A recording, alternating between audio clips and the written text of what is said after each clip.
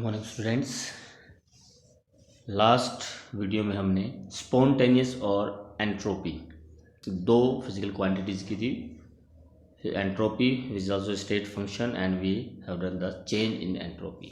Now we are going to take next property, free energy.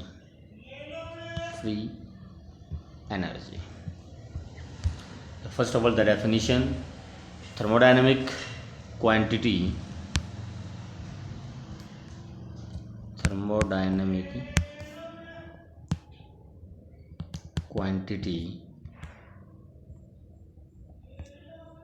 decrease in whose value during a process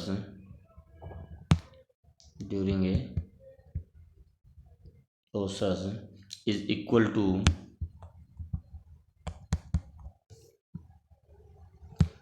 maximum possible work done that can be obtained from the system.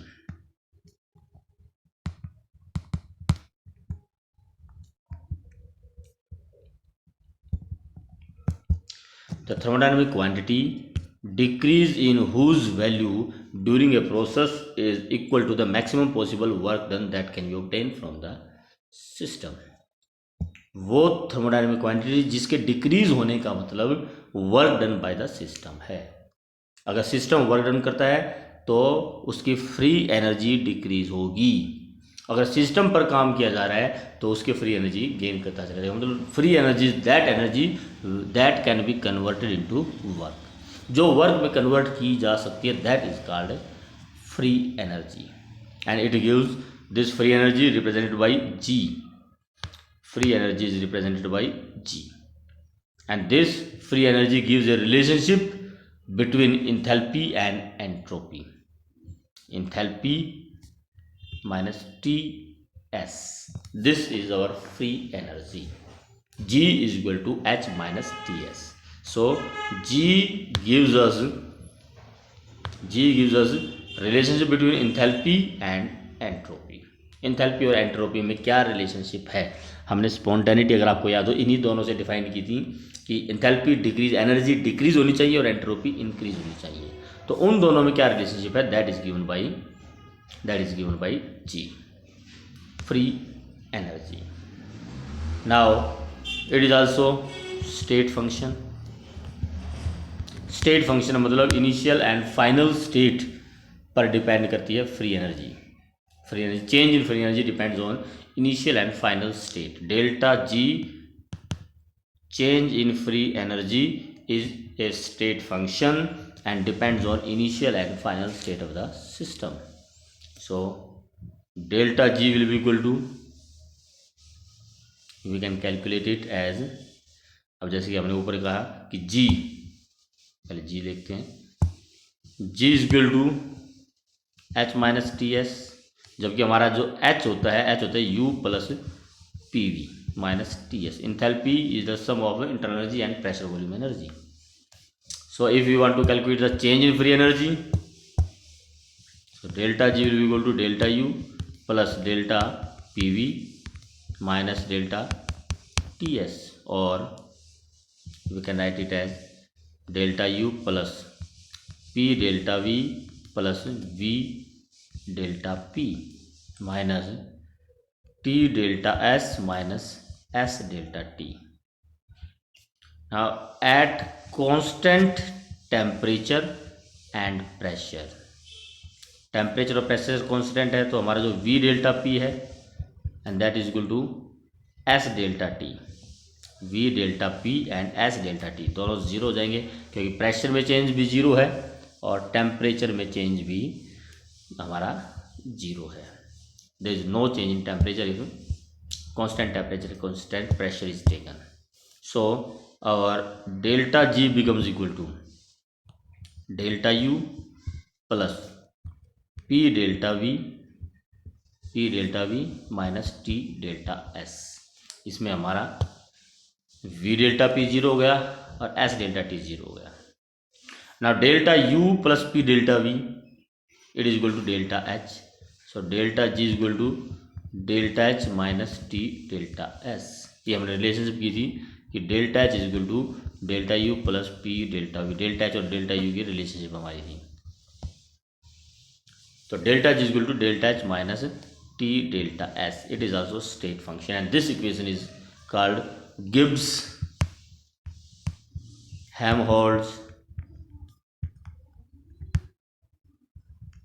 Helmholtz equation. Important equation है।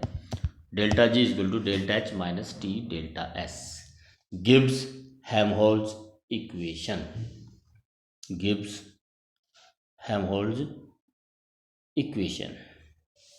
चलिए ये तो हमारी Gibbs Helmholtz equation होगी।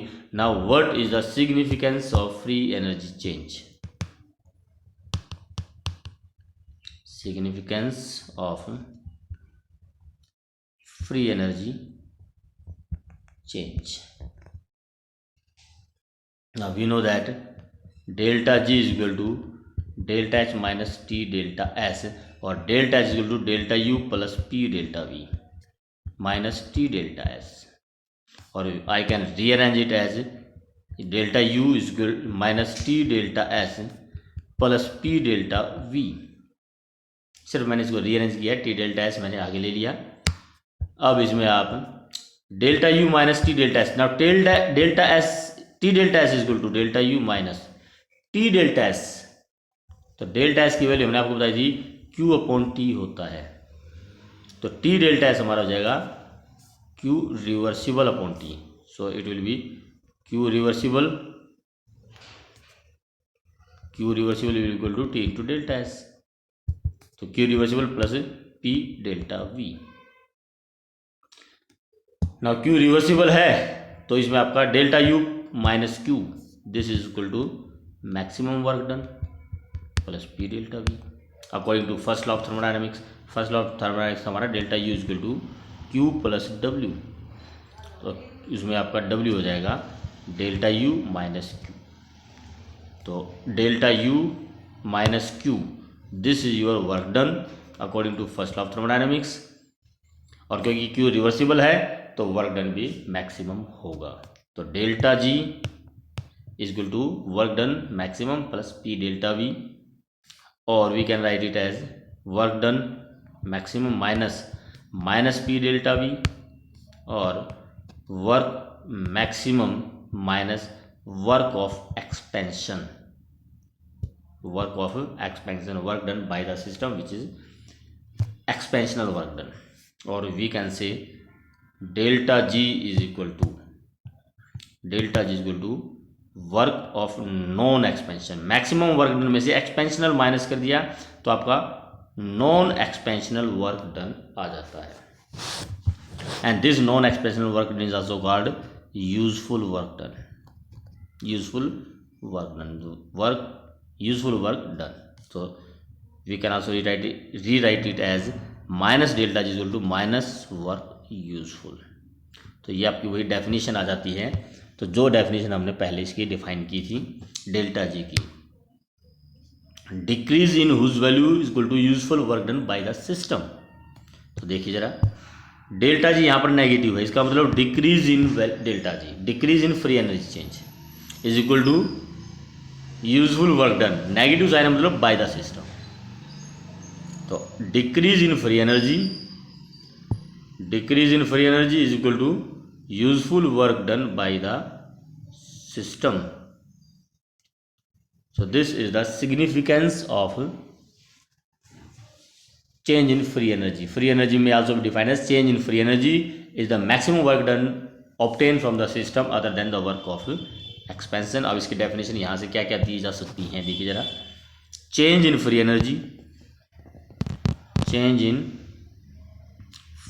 Energy is maximum work done या work obtain from the system, maximum work obtain from the system,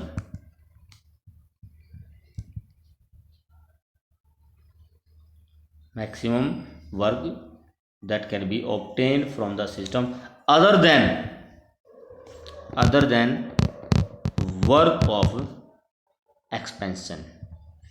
expansion के work को minus करने के बाद जितना वर्क होता है that is our non expansional work done. या फिर इसकी और डेफिनेशन भी दी जा सकती है आपकी, energy which is freely available in the system, free energies या free energy changes, energy which is freely available in the system that can be put to do work, that can be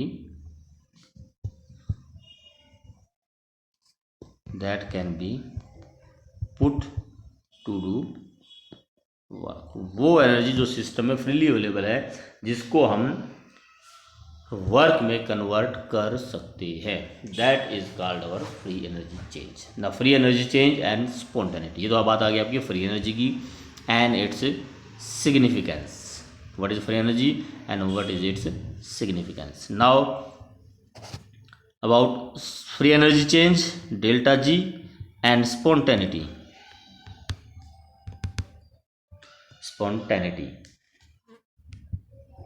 अब हमें मालूम है कि spontaneity हमारी होती है जब एनर्जी डिक्रीज होती है, मतलब नेगेटिव हो डेल्टा एच, और एंट्रोपी इंक्रीज होती है मतलब डेल्टा एच हमारी पॉजिटिव हो। एंट्रोपी इंक्रीज और एनर्जी डिक्रीज, एनर्जी डिक्रीज होने का मतलब डेल्टा एच नेगेटिव हो, और एंट्रोपी इंक्रीज होने का मतलब कि डेल्टा एच पॉजिटिव हो। तो delta G is equal to delta H minus T delta S. अगर आपकी इसमें मैग्नीट्यूड की अगर हम बात करें, साइन की बात करें, तो नेगेटिव डेल्टा एच हो, डेल्टा एच का नेगेटिव, जो डेल्टा एच का साइन नेगेटिव हो, और टी इंटू डेल्टा एस वो आपकी पॉजिटिव हो। तो दोनों ही क्वांटिटी यहाँ पर ओवरऑल आपकी नेगेटिव रहेंगी, तो डेल्टा जी भी नेगेटिव रहेगा। तो कुल मिलाकर स्पॉन्टेनियस प्रोसेस वो होगी आपकी जब आपका डेल्टा जी आपका नेगेटिव, डेल्टा जी अगर आपका नेगेटिव है तो प्रोसेस आपकी स्पॉन्टेनियस होगी। मतलब डेल्टा जी नेगेटिव डिक्रीज होगी तो वर्क डन होगा, और अगर आपका डेल्टा जी पॉजिटिव आ जाता है मतलब process will be non spontaneous. Delta G negative process spontaneous, delta G positive process non spontaneous. और अगर आपका डेल्टा जी आ जाता है zero, neither negative nor positive, अगर इसकी वैल्यू जीरो आती है then process will be in equilibrium. Equilibrium एक स्टेज होती है जो कि हम अपने नेक्स्ट चैप्टर में स्टडी करेंगे। So this is all about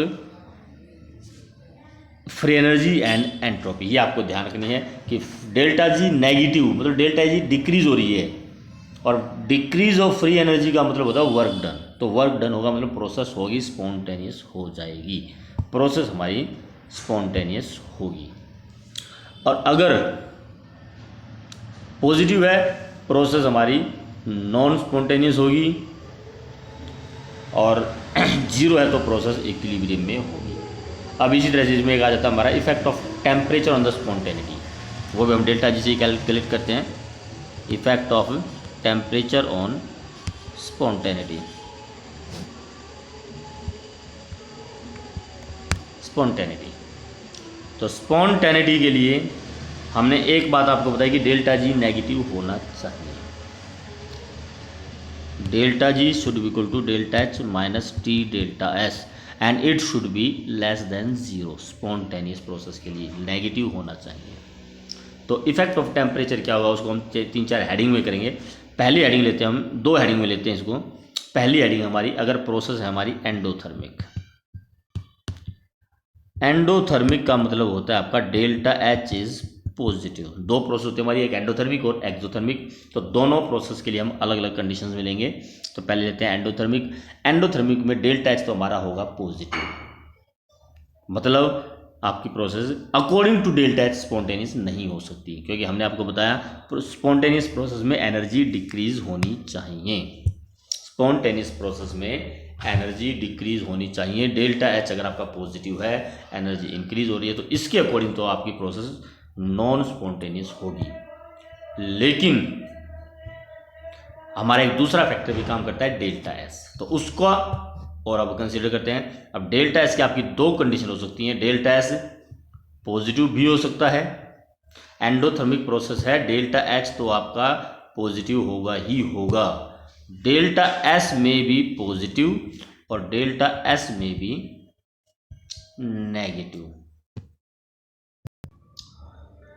तो डेल्टा एस पॉजिटिव भी हो सकता है, डेल्टा एच नेगेटिव भी हो सकता है अगर आपकी एंडोथर्मिक प्रोसेस। अब इन दोनों केसेस में क्या होगा, अगर आपका डेल्टा एस भी नेगेटिव है तो you can say delta H के अकॉर्डिंग तो प्रोसेस नॉन स्पॉन्टेनियस है ही, डेल्टा एस भी नेगेटिव होगी, मतलब प्रोसेस 100% नॉन स्पॉन्टेनियस ही होगी। अगर हम डेल्टा जी की टर्म में इसको निकालें, delta G equal to delta H minus T delta S.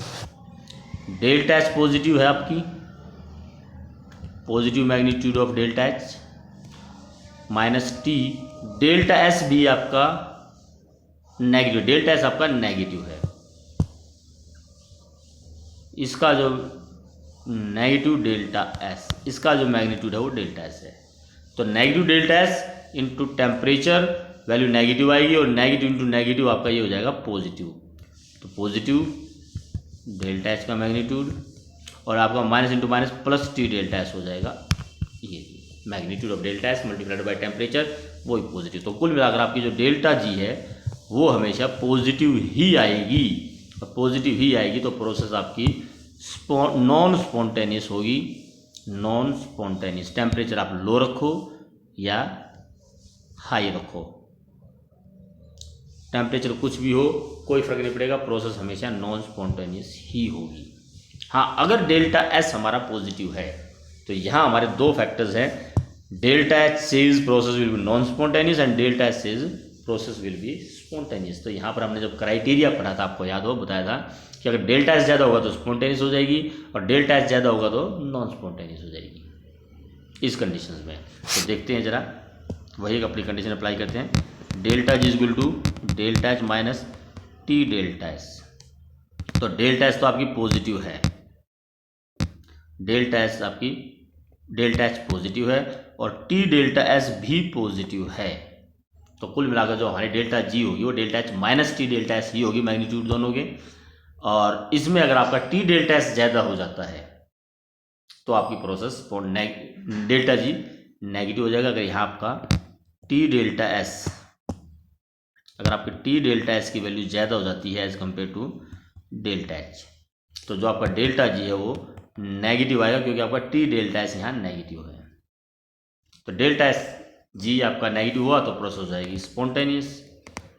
और ये कब होगा, जब आपका टेम्परेचर हाई होगा। टेम्परेचर अगर हाई होगा तो टी डेल्टा एस की वैल्यू बढ़ जाएगी। तो आप ये कह सकते हैं कि at high temperature T delta S, temperature high होगा तो टी डेल्टा एस की वैल्यू बढ़ जाएगी और डेल्टा एच से ज़्यादा हो जाएगी। लेकिन अगर हमारा लो टेम्परेचर हुआ तो लो टेम्परेचर पे टी डेल्टा एस की वैल्यू कम होगी as compare to delta H. तो जो डेल्टा जी है हमारा वो पॉजिटिव आएगा, क्योंकि डेल्टा एच हमारा पॉजिटिव है और डेल्टा जी पॉजिटिव आ गया तो प्रोसेस हमारी हो जाएगी नॉन स्पॉन्टेनियस, नॉन स्पॉन्टेनियस हो जाएगी। तो अगर आपकी एंडोथर्मिक प्रोसेस है, एंडोथर्मिक प्रोसेस है, डेल्टा एस भी नेगेटिव है तो 100% नॉन स्पॉन्टेनियस होगी। लेकिन डेल्टा एस अगर पॉजिटिव है तो हाई टेम्परेचर पे प्रोसेस स्पॉन्टेनियस हो सकती है। दूसरी टाइप की रिएक्शन है हमारी एक्सोथर्मिक। एक्सोथर्मिक का मतलब है कि delta H will be negative. अब डेल्टा एच नेगेटिव है, it's mean it will favour spontaneity, वो स्पॉन्टेनिटी को फेवर कर रही है, तो उसके हिसाब से प्रोसेस स्पॉन्टेनियस होनी चाहिए। लेकिन फिर हमारा बात आ जाती है डेल्टा एस के ऊपर। डेल्टा एस में भी पॉजिटिव और डेल्टा एस में भी नेगेटिव। अगर डेल्टा एस आपकी पॉजिटिव है तो delta G will be equal to delta H minus T delta S. Delta H आपकी नेगेटिव है, डेल्टा एच माइनस टी, और डेल्टा एस आपकी पॉजिटिव है। तो कुल मिलाकर दोनों ही वैल्यू नेगेटिव हो गई तो डेल्टा जी तो आपकी नेगेटिव ही आएगी। So process will be always spontaneous. वैसे भी आप देख सकते हैं कि एक्सोथर्मिक रिएक्शन है तो एनर्जी फैक्टर भी फेवर कर रहा है, और एंट्रोपी इंक्रीज होकर वो भी फेवर कर रहा है, तो दोनों ही केसेस फेवर कर रहे हैं, तो प्रोसेस स्पॉन्टेनियस होगी ही होगी। हाँ, अगर आपकी डेल्टा एस नेगेटिव है तो ये आपका स्पॉन्टेनिटी को फेवर नहीं करेगी। अब आपके दो केसेस हो जाएंगे, लो टेम्परेचर और हाई टेम्परेचर। पहले आपका डेल्टा जी होगा delta H minus T delta S. Delta H हमारी नेगेटिव है, नेगेटिव मैग्नीट्यूड है, और टी डेल्टा एस भी नेगेटिव है, नेगेटिव डेल्टा एस। तो कुल मिलाकर हमारा नेगेटिव डेल्टा एच और माइनस टी डेल्टा एस ये पॉजिटिव हो जाएगा। अब यहाँ पर अगर आपका लो टेम्परेचर हुआ, लो टेम्परेचर अगर है तो T delta S less than delta H होगा, और डेल्टा एच ज़्यादा, डेल्टा एच की वैल्यू ज़्यादा होगी, डेल्टा एच की वैल्यू ज़्यादा होगी तो इसका मतलब जो डेल्टा जी है वो नेगेटिव ही आएगा, क्योंकि डेल्टा एच हमारा नेगेटिव है, तो प्रोसेस हो जाएगी स्पॉन्टेनियस। और अगर आपका टेम्परेचर हुआ हाई टेम्परेचर अगर हुआ तो जो टी डेल्टा एस है उसकी वैल्यू बढ़ जाएगी as compare to delta H, और टी डेल्टा एच मेरा पॉजिटिव है, तो कुल मिलाकर डेल्टा जी भी पॉजिटिव आएगा, और डेल्टा जी पॉजिटिव आएगा तब आपका प्रोसेस नॉन स्पॉन्टेनियस हो जाएगी। तो इस तरह से आपकी effect of temperature on spontaneity and non spontaneous process आता है। तो इस तरह के आपके क्वेश्चन, इस पर न्यूमेरिकल भी आपके आ सकते हैं, ध्यान रखना न्यूमेरिकल इसमें आपके गिवन हो सकते हैं। फॉर एग्जाम्पल एक क्वेश्चन दे दिया आपको, क्वेश्चन कर लेते हैं जरा एक इस पर।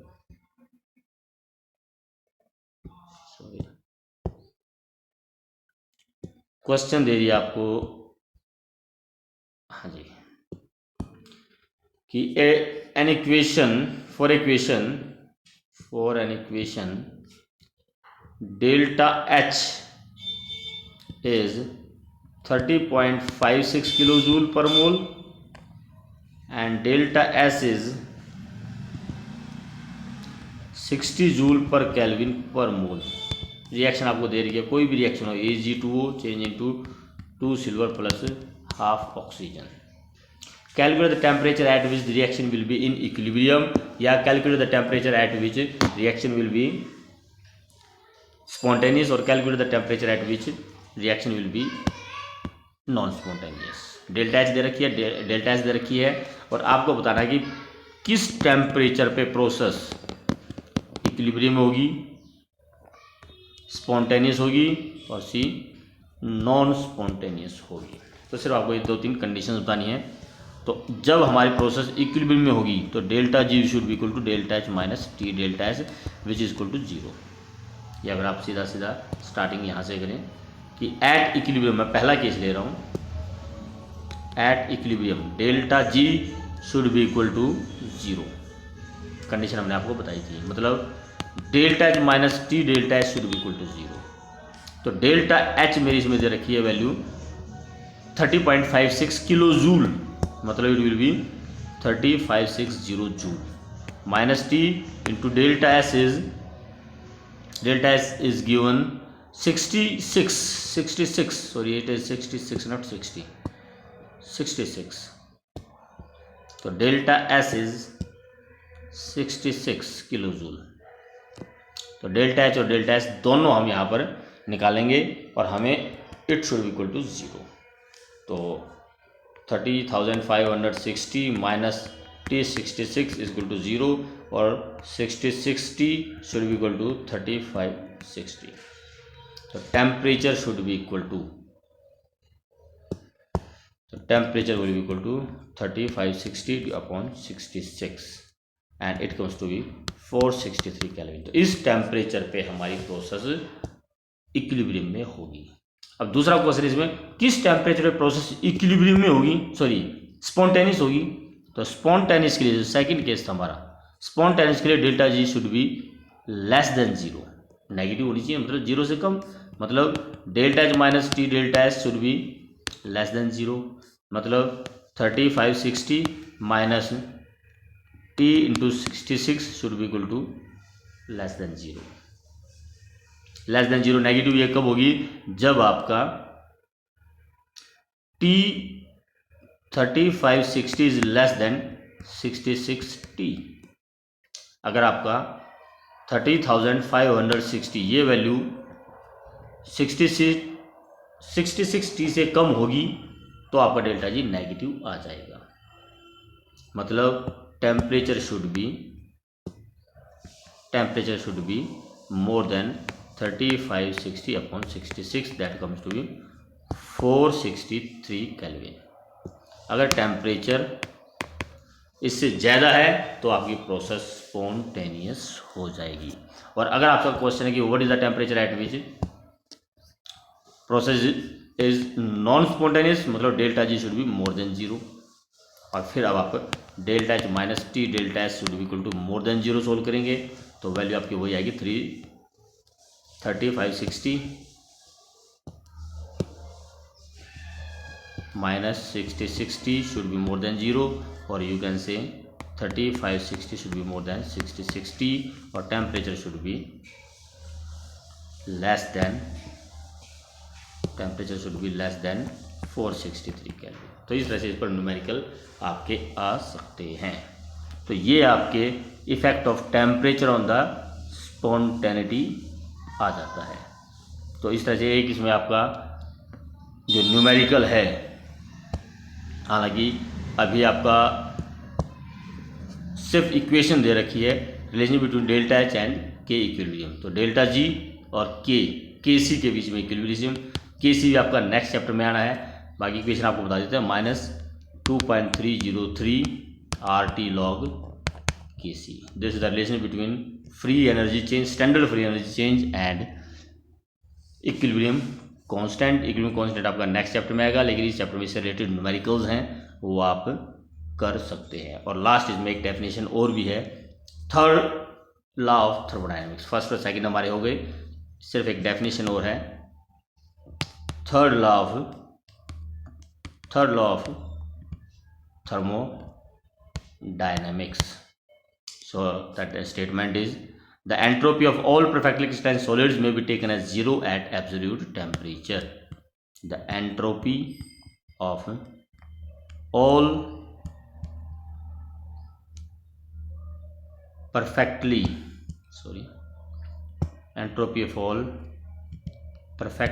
crystalline solid